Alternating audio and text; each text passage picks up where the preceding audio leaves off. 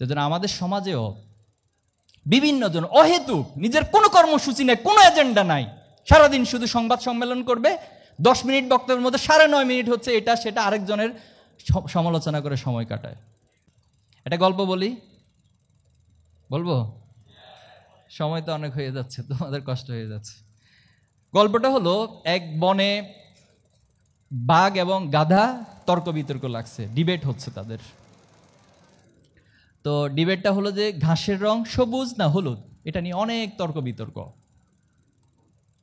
তো পরবর্তীতে প্রায় 2 ঘন্টা তর্ক বিতর্ক করে বলা হলো যে এটা সমাধান দিবে কে?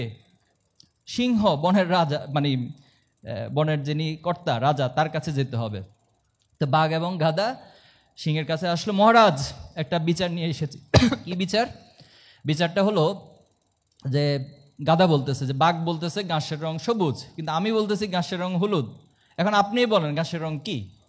বলছে হ্যাঁ হলুদই তো। হ্যাঁ আলহামদুলিল্লাহ, তাহলে এখন বিচার করেন, এতক্ষণ যে তর্ক বিতর্ক করলো আপনি তাকে শাস্তি দেন। তো বাঘকে বলা হলো যে তোমার শাস্তি হলো তুমি আগামী 2 মাস কোনো ধরনের গর্জন দিতে পারো। বাঘ কিন্তু গর্জন করে, তোমার 2 মাস গর্জন দেওয়া বন্ধ। এবার গাধা তো নাচতে নাচতে চলে গেল, খুব খুশি, ভালো বিচার পাইছে সে। এবার বাঘ বলতেছে, মহারাজ আপনি এটা কি বিচার করলেন? আপনি কি জানেন না ঘাসের রং সবুজ? অবশ্যই আমি জানি ঘাসের রং সবুজ। আপনার প্রতি আরো কয়েকজনকে ডাকেন, তারা বলুক ঘাসের রং কি সবুজ। তো তাহলে আপনি আমার প্রতি অবিচার কেন করলেন? বললো যে তুমি একটা গাধার সাথে 2 ঘন্টা সময় নষ্ট করছো, ঘাসের রং সবুজ না হলুদ, এজন্য তোমাকে আগামী 2 মাস কোনো গর্জন দেয়া বন্ধ করে দিছে।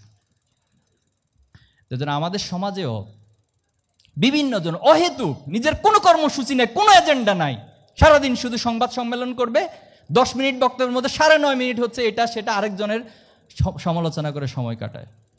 এজন্য আমরা এই সমস্ত ব্যক্তিদের সাথে কথা বলে সময় নষ্ট করবো না। তোমাদের প্রতি অনুরোধ থাকবে, তোমরা যে সমাজে বেড়ে উঠবা, তোমরা যে বন্ধুদের সাথে বেড়ে উঠবা, এবং অসংখ্য বন্ধুকে পাবা অহেতুক বিষয় নিয়ে তোমার ঘন্টার পর ঘন্টা সময় নষ্ট করবে। মেহেরবানি করে ওই সময়গুলো তুমি তোমার বাবাকে সময় দাও, তোমার মাকে সময় দাও, তুমি তোমার একটা পড়াশোনার মধ্যে সময় দাও, একাডেমিক অর্জনের মধ্যে সময় দাও, একটা স্কিল ডেভেলপমেন্টের মধ্যে সময় দাও। দেখবে এটা তোমাকে সামনের দিন অনেক দূরে এগিয়ে নিয়ে যাবে।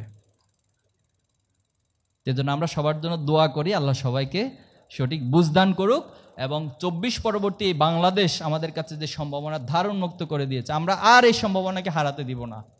আমরা কি আবার আরেকটা জুলাই করব? আরেকবার কি আমাদের মায়েরা জীবন দিবেন, আমাদের ভাইয়েরা জীবন দিবেন, বোনেরা জীবন দিবেন? বারবার কতবার জীবন দিবে এইভাবে? তাহলে আমাদের জন্ম কি বাংলাদেশ শুধু জীবন দেওয়ার জন্য, রক্ত দেওয়ার জন্য? আমরা কি বাংলাদেশকে কোনোদিন আলটিমেটলি গড়ে তুলতে পারবো না? এখানে কি ন্যায় প্রতিষ্ঠিত হবে না? অবশ্যই হবে, অবশ্যই হবে ইনশাআল্লাহ।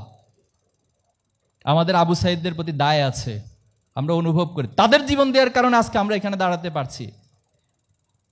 এজন্য তাদের রক্তের প্রতি দায় নিয়ে আমরা এই বাংলাদেশকে গড়ে তুলব ইনশাআল্লাহ। পারবো তো? আমরা আমাদের পৃথিবীকে আমাদের নিজেদের মতো করিয়া গড়িয়া লইব।